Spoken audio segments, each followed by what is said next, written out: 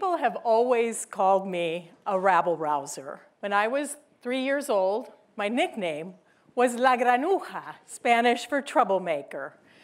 That year, in my very first drawing, I was clutching 2 glasses of whiskey. When I drank the first, I told my mom, well, then I drink the second one. As a Jew, my mother fled Poland before World War II to go to Argentina. My father was born in Argentina right after his Christian family fled persecution in Syria. Seeking opportunity, my parents came as newlyweds to the US, where I was born. When I was 13 years old, my father died suddenly, and my mom took us back to live in Argentina. Her timing was terrible. The military was taking power. I lived in fear every single day. Officers would roam the streets in unmarked cars, picking people up who disappeared, tens of thousands of people. One day, walking down the street, I saw a puddle of blood on the sidewalk. The military had killed 2 journalists. Why? I asked my mom. Because they're trying to tell the truth about what's going on here. I decided that very instant, some of you would have made a different career choice staring at blood, to become a journalist. In the US, as a reporter, I became known for throwing myself right in the middle of the action, on the front lines, so I could take my readers there and they could see, smell, feel the big social issues that I wrote about up close. The ride of my life started 2 decades ago in my kitchen when I asked my house cleaner, Carmen, are you thinking about having any more children? It was an innocent question. I thought she just had 1 young boy. Sobbing, Carmen told me about 4 children that she had left behind in Guatemala. She could only feed them once a day. And at night, when they cried out with hunger, she would tell them, sleep face down so your stomach doesn't growl so much. I could not fathom the desperation that it took to leave your children and go to a strange land 2,000 miles away. Carmen hadn't seen her children in 12 years. I soon discovered that there were millions of single mothers who had come to the United States in recent years unlawfully from Mexico, from Central America, and they had left children behind. These separations, they often stretch to a decade. And each year, tens of thousands of these kids would despair and set off on their own to come and find these mothers. Most of them are teenagers, like this boy I met traveling north through Mexico. But I learned of kids as young as 7 years old, crossing 4 countries alone. They were hitchhiking, walking hundreds of miles, and they were gripping on mostly to the tops and the sides of freight trains that go through Mexico, that go north. Often, these children, they're robbed, raped, beaten. Many times, they are killed by bandits along the rails, by corrupt cops in Mexico, and by gangsters who control the tops of these trains. And they hurl them off, and children lose legs, arms, fingers. I met Enrique when he had made it all the way north to northern Mexico. He told me he was just 5 years old. This is his kindergarten mugshot when his mama left him in Honduras to go to the United States. 11 years later, this is what he looked like. He set off to go and find her. And all he had on him was this tiny scrap of paper with his mother's telephone number inked on it.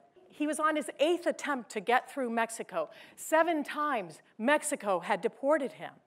I wanted to truly grasp the hell that he told me that he had already been through. So I went back to his starting line in Honduras, and I did this journey step by step, the exact route, just as he had done it a few weeks before. I would travel on top of 7 freight trains. I almost got swept off the top of one train. That branch that hit me swiped off a boy in the car behind mine. He probably died. A gangster, he tried to rape me on the train. Every day for 3 months, I felt filthy, thirsty, hungry. I feared the worst. And yet I knew that because of the advantages I had, I was facing 1% of what these children endure. I chronicled this odyssey children make in a newspaper series and later a book called Enrique's Journey. Back in 2002, 6,800 children were arriving alone on our southern border and being apprehended. But by 2014, that number had risen tenfold, 68,000 Enriques. Honduras had the #1 homicide rate in the world of countries not at war. And together with El Salvador and Guatemala, these had become among the most dangerous countries in the world.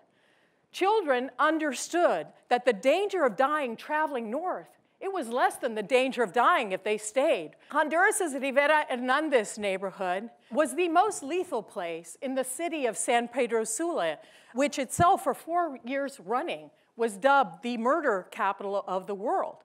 I mean, parents, they didn't let their kids go outside during broad daylight. 6 gangs controlled this neighborhood, and they enforced a 6 p.m. curfew. Bodies would litter the streets in the morning. One day, these gangsters were casually playing soccer out in the street with the decapitated head of someone they had just executed. 1,000 families had fled this neighborhood. Gangsters took over their homes, stripped them, sold anything that they could, leaving whole blocks in rubble. Children, refugees, were fleeing for their very lives. Last summer in Rivera Hernandez, I met Kevin Rodriguez. When he was 7 years old, Kevin started collecting cans in the neighborhood to recycle. When he was 8, the gangsters started pressuring him. You must join. They wanted him to use his bag to deliver drugs and guns throughout the neighborhood for the gang. They pressured Kevin every day. He always answered no. When he was 10 years old, 3 gangsters barged into his hut when his mom was out working. They held him down, the 3 gangsters, and they took turns raping this boy. When he was 11 years old, he was at a soccer game in the neighborhood when gangsters showed up, and they massacred 15 spectators and referees in front of him. And when he was walking to middle school one day, he had to sidestep a body hacked to bits that had been stuffed in a black plastic bag. Kids like Kevin, they get the dicey odds of making it in one piece through Mexico. The bloodthirsty narco cartels and gangsters, they are kidnapping 18,000 Central Americans every single year. These are the faces of the disappeared, migrating through Mexico. They enslave children. They put girls to work as prostitutes. They will kill you and harvest your organs.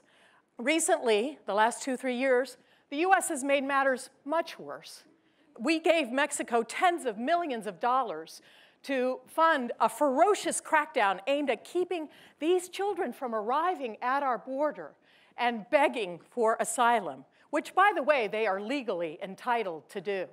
Despite all these mounting obstacles, today, just as many children are fleeing these countries than ever before. In the US, the largest wave of immigration in our nation's history, it produced winners and losers. Businesses, well, they got cheap, compliant workers, and this fueled our economy. But the losers are the folks who can least afford it in this country, the 1 in 14 Americans who do not have a high school degree. They were forced to compete with migrants in certain industries, and that drove down their wages. Migration hurts migrants too, something we don't talk about very much. Children feel abandoned by the very person who's supposed to love them the most in this world, their mothers. There's no happy ending. The truth? Most migrants, they don't want to actually be here. Imagine if you had to leave everything that you know and love, your family, friends, culture, language, to fling yourself out into an unknown, often hostile environment. I want to be very clear. I am not an open borders gal. I want a policy that actually works. Our politicians, both on the left and on the right, have been promoting, pushing three immigration solutions for the last 40 years. Border enforcement, guest worker programs, legalization. All three have failed to permanently stem the flow of migrants coming here unlawfully and keep more children and families safe back in their home countries. We build walls, and we're probably going to do more of this. We spend $18 billion a year at this at last count, and yet studies show 97% of those who try repeatedly get in. In 1986, we legalized millions of people, but then they sent, often illegally, for friends and family to come from back home. We need to rip up this playbook and try something new. The good news, and there is good news, the US is helping bring a new strategy that cuts violence in Central America. In Latin America cities, 4 out of every 5 homicides, they happen in fewer than 2% of all street addresses. Usually, it's just a few people, a handful, that are doing most of the killing. In taking what's worked in LA and in Boston, the US trained Honduran police are using data to increasingly target where are those violent hotspots, the neighborhoods, and even the very corners within neighborhoods where murders take place. Like in Rivera Hernandez, where Kevin lives, where the US is helping courageous residents who are putting their lives on the line to try to jumpstart change in this neighborhood. We organized community leaders, the US, and we funded partly outreach centers where kids can go and get mentors, vocational training, help get jobs so we can dry up the lifeblood of gangs, new recruits. We have another program that zeroes in on kids in schools in this neighborhood who have some of the 9 risk factors of going into gangs. And we get them a year of family counseling, making them 77% less likely to commit crimes or abuse drugs or alcohol. And in a country where 96% of all homicides in Honduras get no conviction, you can shoot someone in broad daylight and totally get away with it. We are helping bring criminals to justice. Witnesses understand that if you step forward in Honduras to testify today, you're going to be dead tomorrow.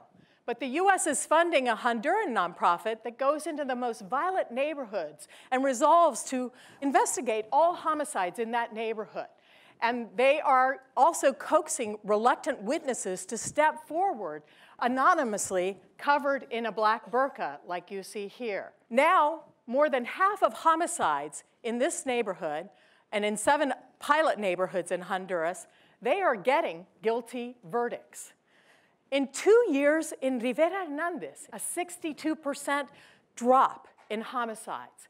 They have cut the number of kids fleeing this neighborhood in half. Kevin, who was determined that other children not face what he faced at the hands of the gangs, he's volunteering in one of these outreach centers. And just last month, at the age of 17, he started US-sponsored studies to become a stronger community organizer, to try to reweave the tattered fabric of his neighborhood. Just to be clear, Rivera Hernandez is still crazy violent. And the US approach, it has huge flaws. The State Department doesn't even do what most studies show works best. Work with active gangsters. They're the ones doing the shooting. We need to leverage community leaders with sway over these guys. We need clergy or ex-cons gone straight to drive home a message delivered by the police. If one person in your gang shoots someone, we will immediately come down on your whole gang like a ton of bricks. We must scrap Treasury Department rules that don't even allow us to work with one of the 2 main gangs in the region, MS-13.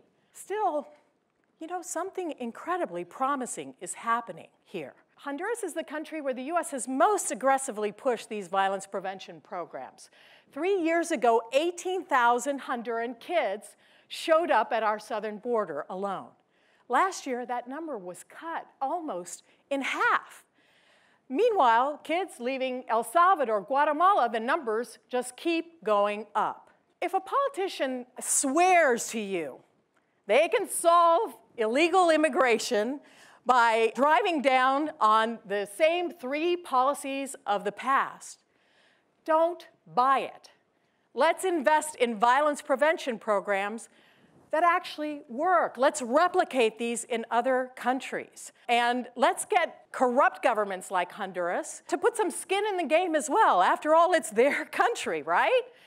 I know many Americans do not want to spend 1 red cent in foreign lands. I get that. But this is smart policy. It is a rare win-win for us. We can keep spending billions of dollars once these children arrive at our doorstep. And by the way, that doesn't even include the fact that we don't give these kids government lawyers when they arrive in our country to go before immigration court.